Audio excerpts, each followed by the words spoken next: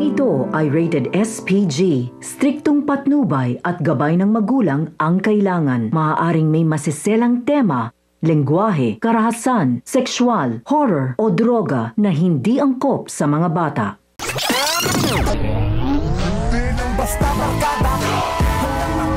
Matatapos na ang kayabangan ni David dahil ilalaglag niya mismo ang kanyang sarili sa harapan mismo ni Olga. Habang nakatutok ang baril ni David kay Facundo ay sasabihin ni Bettina na wala umanong utang na loob si David dahil matapos niyang ibigay dito ang ilan sa kanilang mga negosyo at ari-arian ay papatayin lang sila nito. Mabubulaga ang lahat sa pagdating ni Tanggol at Madonna, lalong magagalit si Facundo nang makita niyang buhay pa si Tanggol, kaya naman tinawag niyang traidor si Madonna.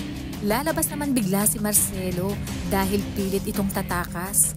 Gigil na gigil si Ramon nang makita si Marcelo at gaya ng ipinangako niya kay Olga, siya mismo ang magdadala kay Olga ng gutay-gutay na katawan ni Marcelo.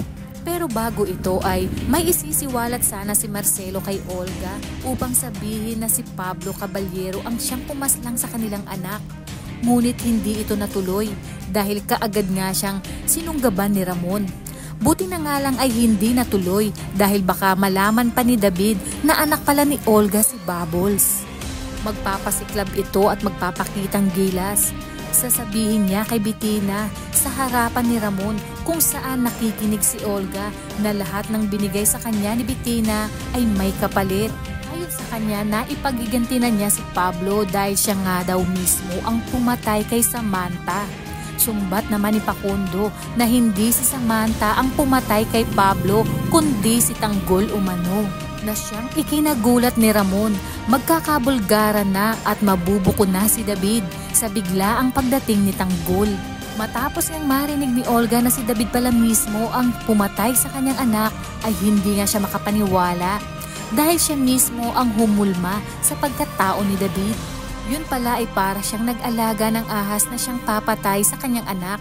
Pipigilan niya ang kanyang emosyon at galit na sinabi sa kanyang sarili na siya mismo ang papatay kay David sa oras na malipat na sa kanya ang lahat ng kayamanan ng mga Caballero at Montenegro.